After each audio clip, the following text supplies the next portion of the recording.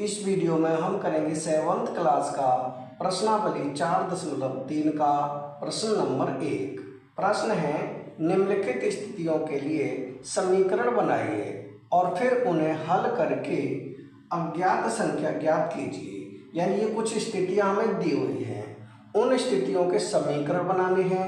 समीकरण बनाने के बाद उनको हल करना है। तो सबसे पहले इसका ए भाग है। ए में है एक संख्या के 8 गुने में 4 जोड़िए। यानी कोई संख्या है, उस संख्या का 8 गुना करेंगे और उसमें 4 जोड़ेंगे। आपको 60 प्राप्त होता है, तो उसके बाद आपको क्या प्राप्त होता है? 60 प्राप्त होता है। तो इसे कैसे हल करेंगे? यहाँ करते हैं इसका पहला भाग यानी ए भाग। उस संख्या को मान लेंगे, तो यहाँ लिखें माना संख्या बराबर x है। यानी वो संख्या क्या है? x है। यानी एक संख्या के 8 गुने में जो संख्या है वो है x। अब x का 8 गुना कितना हो जाएगा? ये हो जाएगा 8x में 4 जोड़िए। कितने जोड़ दें इसमें? 4 जोड़ दें। बराबर कितना प्राप्त होता है? 60 प्राप्त हो जाता है। तो ये हो जाएगा 60। यानी कि 8x + 4 बराबर 60। ये बन जाएगा हमारा समीकरण। अब आगे क्या करना है? फिर उन्हें हल करके अज्ञात संख्या ज्ञात कीजिए। यानी कि अब इसे हमें हल करना है और इसमें से x का मान निकालना है। तो क्या करेंगे? 4 को ले जाएंगे दूसरी तरफ। ये हो जाएगा 8x बराबर में है 60। 4 को हम दूसरी तरफ ले जाएंगे तो हो जाएगा -के। यानी ये हो जाएगा 8x बराबर 60 में से 4 घटाएंगे तो ये बचेगा 56। यानी कि x बराबर 56। 8 चला जाएगा दूसरी साइड भाग में यानी कि डिवाइड में। अब 8 का भाग देंगे 56 में, तो 8 × 8, 8 × 7 = 56। x बराबर 7। x का मान कितना आया? 7 आया। यानी वो अज्ञात संख्या है वो है 7। ये हो जाएगा ए भाग के लिए उत्तर 7। अब करेंगे इसका बी भाग। तो बी में क्या है? एक संख्या का 1/5 घटा 4। यानी किसी संख्या का 1/5 उसमें से 4 घटा दें, संख्या 3 देता है। तो संख्या कितनी मिल जाती है? 3 मिल जाती है। तो यहाँ करें हम इसका बी भाग। यहाँ कर लेते हैं बी भाग। इसमें भी उस संख्या को हम x मानेंगे क्योंकि वो संख्या हमें नहीं पता है। तो माना संख्या बराबर x है। इसमें आप कोई सा भी चर मान सकते हैं, x, y, z कुछ भी मान सकते हैं। तो मैंने मान लिया x। अब एक संख्या का 1/5, x का कितना? 1/5 यानी x गुणा 1/5 घटा 4। इसमें से कितना घटाएंगे? 4 बराबर संख्या 3 देता है। कितना देता है? 3 देता है। तो ये हो जाएगा 3। यानी x का गुणा हम 1 से करेंगे तो ये हो जाएगा x/5 - 4 बराबर 3। ये बन जाएगा हमारा समीकरण। अब इसे करेंगे हम हल, यानी 4 को ले जाएंगे दूसरी साइड। तो ये हो जाएगा x/5 बराबर में है 3। 4 को दूसरी साइड ले जाएंगे तो हो जाएगा +के 4। यानी ये हो जाएगा x/5 बराबर 3 और 4 कितने होंगे? 7 हो जाएंगे। अब इसके नीचे कुछ नहीं है तो यहाँ मानेंगे 1। अब कर देंगे क्रॉस मल्टीप्लाई यानी कैंची का गुणा। तो 1 का गुणा हम x से करेंगे, कितना हो जाएगा? x = x। 5 का गुणा 7 से, तो 5 × 7 = 35। यानी कि x का मान कितना आया? 35 आया। ये हो जाएगा बी भाग के लिए उत्तर। अब हम करेंगे इसका सी भाग। तो सी में है, यदि मैं किसी संख्या का 3/4 लेकर उसमें 3 जोड़ दूं। यानी किसी संख्या का 3/4 लेकर उसमें 3 जोड़ दूं तो मुझे 21 प्राप्त होता है। तो इसमें भी हम संख्या को मान लेंगे क्योंकि संख्या नहीं पता है। तो माना संख्या x है। माना संख्या क्या है? x है। अब x का कितना? 3/4। ये हो जाएगा x गुणा 3/4। उसमें 3 जोड़ दूँ, कितने जोड़ दूँ? 3। तो इसमें 3 जोड़ देंगे +3। बराबर कितना प्राप्त होता है, 21 प्राप्त हो जाता है। अब इसे हम हल करेंगे तो ये हो जाएगा 3/4 x प्लस में है 3 बराबर 21। ये बन जाएगा हमारा समीकरण। अब इसे हमें हल करना है, तो हल करने के लिए इस 3 को ले जाएंगे दूसरी साइड, तो ये हो जाएगा 3/4 x बराबर 21। अब इस 3 को हम उधर ले जाएंगे तो हो जाएगा -3, तो यहाँ कर देंगे -3, क्योंकि पक्षांतर करने पर निशान बदल जाते हैं। अब ये हो जाएगा 3/4 x बराबर 21 में से हम 3 घटाएंगे, कितने बचेंगे 18, तो यहाँ हो जाएगा 18। इसके नीचे कुछ नहीं है तो 1 मानेंगे। अब कर देंगे क्रॉस मल्टीप्लाई, यानी 1 का गुणा करेंगे हम 3x से, तो ये हो जाएगा 3x बराबर 18 का गुणा 4 से, तो यहाँ लिख लें 18 गुणा 4। x बराबर कितना है 18 गुणा 4 बट्टे में आ जाएगा 3। अब इस 3 से हम काट देंगे, 3 कल 3 और 3 छिंगे 18, यानी 6 हो गया। यानी ये हो जाएगा x बराबर 6 गुणा 4, 6 चौक 24। x बराबर कितना आएगा 24 आएगा। यानी सी भाग की जो अज्ञात संख्या है वो हो जाएगी 24। ये उत्तर हो जाएगा सी भाग के लिए। यानी ए के लिए उत्तर होगा 7 और बी के लिए उत्तर होगा 35 और सी के लिए उत्तर होगा 24। अब हम करेंगे इसका डी भाग। तो डी में है, जब मैंने किसी संख्या के दुगने में से 11 को घटाया तो परिणाम 15 प्राप्त होता है। यानी कि किसी संख्या के दुगने में से 11 को घटाने पर कितना प्राप्त होता है 15, तो उस संख्या को हम मानेंगे। यहाँ करेंगे डी भाग, लिखेंगे माना संख्या बराबर x है। अगर वो संख्या x है तो संख्या के दुगने में से, दुगना कितना होगा x का, ये हो जाएगा 2x। कितना घटाया है 11 घटाया है, तो यहाँ लिखेंगे 11 बराबर कितना प्राप्त होता है, ये प्राप्त होता है 15, तो यहाँ लिख देंगे हम 15।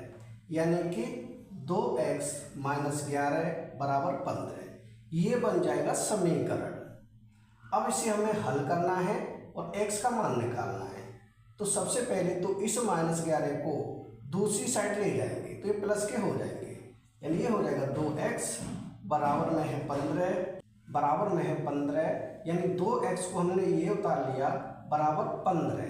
अब इस 11 को ले जाएंगे दूसरी साइड, तो यहाँ माइनस के हैं, इधर जाके हो जाएंगे प्लस के। यानी ये हो जाएगा 2x बराबर 15 और 11 को जोड़ देंगे, यानी 1 और 5 6, 1 और 1 ये हो जाएगा 2, 26 हो जाएगा। यानी कि x बराबर 26 बट्टे में हो जाएगा ये 2 से काटेंगे, 2 1 2 और 2 3 6, यानी कितना आया 13 आया। x बराबर 13, ये हो जाएगा हमारा डी भाग के लिए उत्तर। यानी डी भाग की अज्ञात संख्या हो जाएगी 13। अब हम करेंगे इसका ई भाग। तो ई में है, मुन्ना ने 50 में से अपनी अभ्यास पुस्तकों की संख्या के तिगने को घटाया। यानी कि 50 में से उसने पुस्तकों की संख्या के 3 गुने को घटाया है, तो उसे परिणाम 8 प्राप्त होता है। तो यहाँ करें हम इसका ई भाग। तो यहाँ हम पुस्तकों की संख्या को मानेंगे, लिखेंगे माना पुस्तकों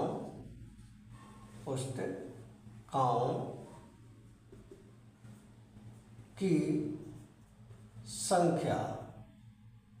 संख्या बराबर x। यानी कि माना पुस्तकों की संख्या बराबर x। पुस्तकों की संख्या क्या मान ली, x मान ली। अब उसने पुस्तकों की संख्या के 3 गुने को घटाया है, इसमें से 50 में से। तो यहाँ 50 में से घटाया है, पुस्तकों की संख्या x है, तो x का 3 गुना हो जाएगा 3x बराबर कितना प्राप्त होता है 8 प्राप्त होता है। यानी ये हो जाएगा 8। ये तो बन जाएगा हमारा समीकरण, यानी 50 - 3x बराबर 8, ये बन जाएगा समीकरण। अब करेंगे हम इसे हल, यानी यहाँ से x का मान निकालेंगे। तो ये है -3x बराबर है 8। 50 को ले जाएंगे दूसरी साइड तो हो जाएगा -50, यानी कि 3x बराबर माइनस के 50 है प्लस के 8 है। 50 में से 8 घटाएंगे बचेंगे 42, लेकिन माइनस के, अब माइनस इधर भी माइनस इधर भी, माइनस से माइनस काट देंगे, यानी ये हो जाएगा x बराबर 42, 3 चला जाएगा नीचे यानी पट्टे में, यहाँ हो जाएगा 3।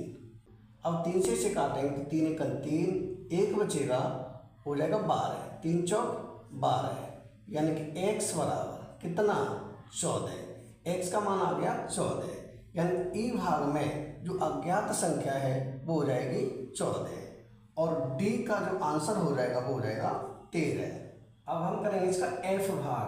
तो एफ में है इवेन हल एक संख्या सोचती है, यानी इवेन हल कोई लड़की है वो है एक संख्या सोचती है, वो है इसमें 19 जोड़कर योग को 5 से भाग देती है, यानी सोची हुई संख्या में 19 जोड़ देती है, 19 जोड़ने के बाद जो योग आता है उसमें 5 से भाग देती है, भाग देने के बाद उसे 8 प्राप्त होता है, तो वो संख्या हमें ज्ञात करनी है। तो यहाँ करें इसका एफ भाग, यानी सोची गई संख्या को हम मानेंगे, तो यहाँ लिखेंगे माना संख्या बराबर x है, यानी उसने क्या संख्या सोची, x सोची। अब x में 19 जोड़ देंगे तो ये हो जाएगा x प्लस के 19। अब जो योग आता है वो उस योग में 5 से भाग देती है, यानी कि भाग हो जाएगा 5 से, बराबर कितना प्राप्त होता है, 8 प्राप्त होता है, बराबर हो जाएगा 8। ये तो बन जाएगा समीकरण, ये बन गया समीकरण। अब इसे हम हल करेंगे तो ये तो भिन्न के रूप में है, ये भिन्न के रूप में नहीं है, तो इसके नीचे भी हम मानेंगे 1। अब कर देंगे क्रॉस मल्टीप्लाई, यानी कैंची का गुणा। तो 1 का गुणा हम x से करेंगे तो x ही होगा, प्लस 1 का गुणा 19 से करेंगे तो 19, बराबर 5 का गुणा करेंगे 8 से तो 5 अट्ठे 40, ये हो जाएगा x बराबर 40, 19 को ले जाएंगे दूसरी साइड तो हो जाएगा माइनस के 19, यानी ये हो जाएगा x बराबर 40 में से घटाएंगे 19, यानी यहाँ हो जाएगा 10, 10 में से 9 घटाएंगे 1, यहाँ बचेगा 3 में से 1 घटाएंगे 2, कितना बचेगा, यानी कि 40 में से 19 घटाएंगे तो 21 बचेगा। ये हो जाएगा f के लिए उत्तर, यानी f की अज्ञात संख्या हो जाएगी वो हो जाएगी 21। अब हम करेंगे इसका जी भाग। तो जी में है अनवर एक संख्या सोचता है, इसमें कोई अनवर नाम का लड़का है वो एक संख्या सोचता है, यदि वह इस संख्या के 5/2 में से 7 निकाल दे, यानी सोची हुई संख्या के 5/2 में से 7 निकाल दे तो परिणाम 23 होता है, यानी तो उसे 23 प्राप्त हो जाता है। तो यहाँ करें हम इसका जी भाग जो लास्ट भाग है, तो उस संख्या को भी हम मान लेंगे x। माना संख्या x है, यानी कि उसने क्या संख्या सोची, उसने संख्या सोची x, ऐसा हमने मान लिया है।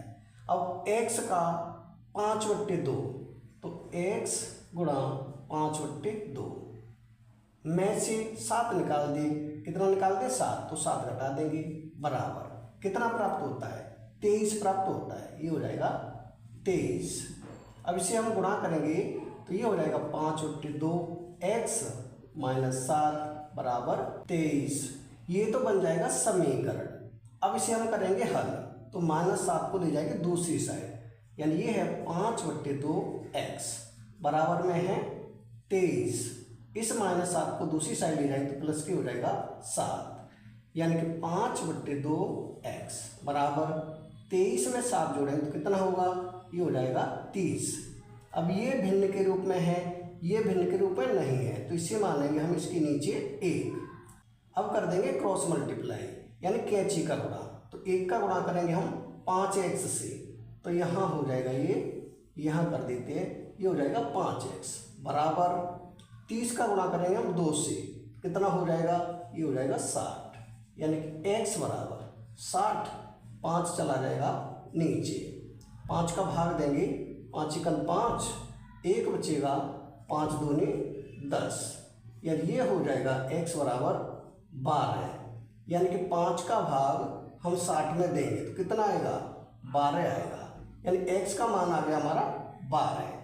जी भाग के लिए जो अज्ञात संख्या थी वो हो जाएगी 12। यही हो जाएगा जी भाग के लिए उत्तर। यानी इस प्रश्न के सभी भाग हो चुके हैं कंप्लीट। यानी कि प्रश्न नंबर 1 हो चुका है कंप्लीट। अगर वीडियो पसंद आए तो लाइक करें, कमेंट करें, अपने दोस्तों के साथ शेयर करें। धन्यवाद।